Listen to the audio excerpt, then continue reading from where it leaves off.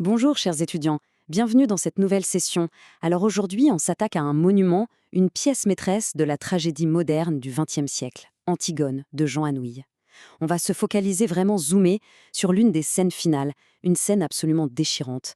C'est ce fameux face-à-face ultime entre Antigone et le garde. Ils sont les deux seuls personnages présents sur scène. Imaginez un peu la tension, un silence lourd, pesant. C'est du théâtre à l'état pur, où chaque mot, chaque respiration pèse une tonne. Visualisez bien la scène qui s'affiche ici. Plantez le décor dans vos esprits. Antigone est là, complètement isolée, elle vient d'être arrêtée, et bon, elle sait très bien que la mort est imminente. Et face à elle, eh bien, il y a son dernier visage d'homme, comme elle l'appelle. Mais attention, ce n'est pas du tout un visage réconfortant ou compatissant, oh que non. C'est un garde pragmatique, froid, insensible, presque mécanique dans ses réactions. Et c'est justement ce choc, ce contraste visuel et psychologique énorme qui fait tourner toute la scène.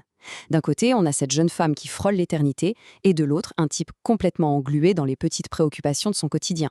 Voici comment on va procéder aujourd'hui. On va d'abord faire un résumé détaillé des événements, ensuite on passera à l'analyse de la langue, l'explication du lexique, les figures de style clés, on abordera bien sûr le contexte et les thèmes majeurs, pour finir sur un petit débat ouvert. Et rassurez-vous, promis, on va faire tout ça sans rien vous divulgacher de la toute fin de l'œuvre. Allez, on commence tout de suite avec notre première partie, le résumé détaillé et la psychologie de la scène. Retraçons ça seconde par seconde, parce que les basculements émotionnels ici sont fascinants. Ça illustre brillamment la progression dramatique. Au tout début, Antigone, elle cherche un contact humain, c'est viscéral. Elle demande au garde son âge, s'il a des enfants, s'il les aime. Et lui, sa réponse est d'une banalité et d'une froideur bureaucratique affligeante. Allez, allez, pas d'histoire. Ensuite, au milieu de la scène, un silence immense s'installe. Le texte nous dit que le garde commence à faire les 100 pas. Imaginez le bruit sourd, régulier de ses bottes qui résonnent. Ça marque littéralement le temps qui lui reste à vivre. Antigone, qui paraît toute minuscule dans cette pièce immense et nue, murmure qu'elle est toute seule. Elle s'entoure de ses propres bras parce qu'elle a froid. C'est une sensation physique qui nous prend aux tripes. Puis, c'est le climax. Désespérée de laisser une trace avant de mourir, elle essaye carrément de le soudoyer avec une bague en or pour qu'il transmette une lettre. Et ça nous mène à la fin de la scène, cette dictée si douloureuse et la rédaction brutale de son ultime lettre. Le moment exact où elle réalise, de plein fouet, l'absurdité de son sacrifice. Ce qui nous amène à notre deuxième point, l'analyse de la langue, le choc de deux mondes. Le coup de génie dramatique de Jean Anouilh, il est là, dans ce contraste linguistique saisissant. Regardez bien cette comparaison. À gauche, on a le vocabulaire de la tragédie antique avec Antigone. Elle utilise des mots poétiques, élevés, intemporels. Elle parle de mon dernier visage d'homme, de sa solitude écrasante. Et à droite, le monde du garde. Là, Anouilh balance des anachronismes du XXe siècle à l'appel. Le type nous parle de sergent de l'active, de peloton spécial, de la solde ou encore de logement, chauffage à location. Le décalage est juste incroyable. Vous avez cette collision frontale entre le lyrisme d'une héroïne face à la mort et les plaintes mesquines d'un fonctionnaire qui s'inquiète pour son avancement. Ça crée un malaise profond chez le spectateur. Le vrai tragique, il naît précisément de cette dissonance. Le garde est tout bonnement incapable de s'élever au niveau du drame qui se joue juste devant lui. Passons à la troisième partie, l'explication du lexique, ces fameux mots du décalage. Pour vraiment saisir ce décalage, il faut s'arrêter sur quelques termes précis. D'abord, conseil de guerre. Quand Antigone lui tend de l'or pour transmettre sa lettre, le garde refuse net. Pourquoi ? Parce qu'il a peur du conseil de guerre.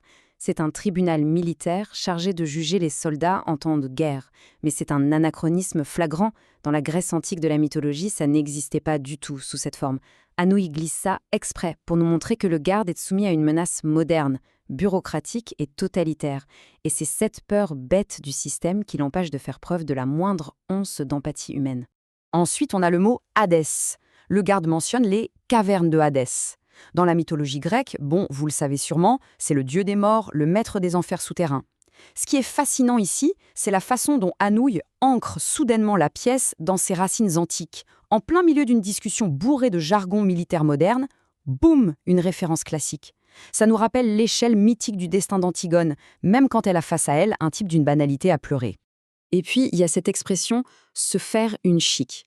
Les didascalies indiquent un silence, le garde se fait une chic. C'est l'action de préparer et de placer un bout de tabac à mâcher dans sa bouche. C'est un geste hyper informel, populaire, presque vulgaire vu le contexte.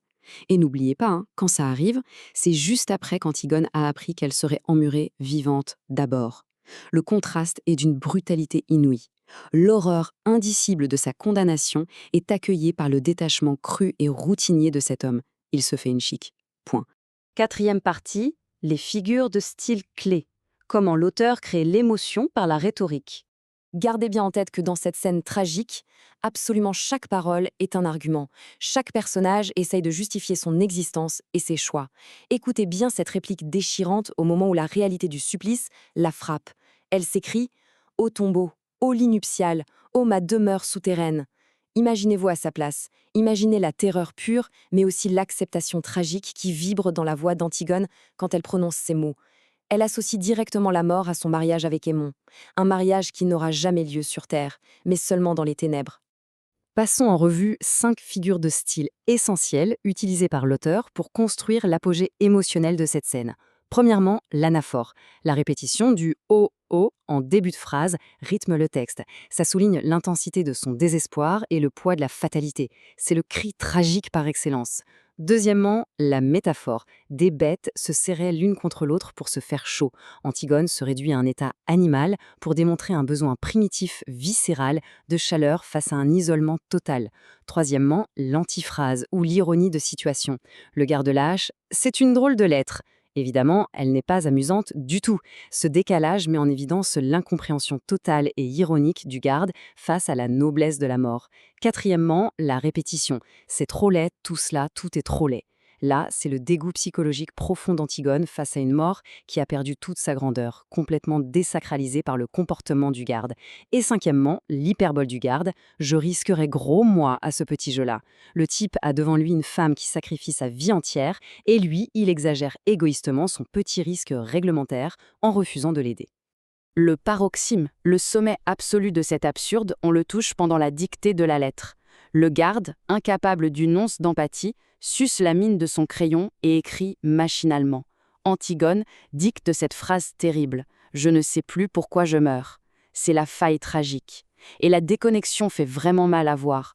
D'un côté, on a une prise de conscience existentielle foudroyante, et de l'autre, un garde qui la coupe platement pour lui dire qu'elle va trop vite et qu'il n'a pas le temps d'écrire. C'est honnêtement l'un des moments les plus poignants de tout le théâtre contemporain. Cinquième partie, contexte et thème majeur. L'incommunicabilité. Quel est le sens profond de toute cette scène? Le message de Jean Anouilh est d'une clarté redoutable. Regardez ces points. Le thème central, c'est ce mur terrifiant de l'incommunicabilité absolue entre les êtres. C'est l'impossibilité de se comprendre entre ceux qui se battent pour des idéaux, le fameux héroïsme tragique d'Antigone, et ceux qui se contentent de suivre les ordres, enfermés dans un pragmatisme aveugle. Cette scène nous jette au visage l'absurdité de la condition humaine. L'idéal si pur d'Antigone est sali, dégradé par la médiocrité écrasante du quotidien. Un quotidien parfaitement incarné par ce carnet poisseux et la chique de tabac du garde. Sixième et dernière partie, conclusion et débat ouvert. Nous voilà à la fin de notre décryptage, chers étudiants. Il est temps de vous passer le relais intellectuel. Réfléchissez bien aux justifications argumentatives de ces deux-là. Le garde est-il un véritable monstre d'égoïsme ou est-il lui aussi une victime d'un système militaire écrasant qui le prive de toute son humanité? Et de l'autre côté, Antigone. En biffant sa lettre et en admettant qu'elle ne sait même plus pourquoi elle meurt, a-t-elle eu tort de douter de sa propre cause au tout dernier instant? Je vous laisse méditer là-dessus, gardez bien ces interrogations en tête pour explorer le reste de la pièce. Vous savez, la littérature ne donne pas toujours des réponses faciles, mais elle pose les questions essentielles. Merci pour votre attention et à très bientôt pour poursuivre cette exploration fascinante.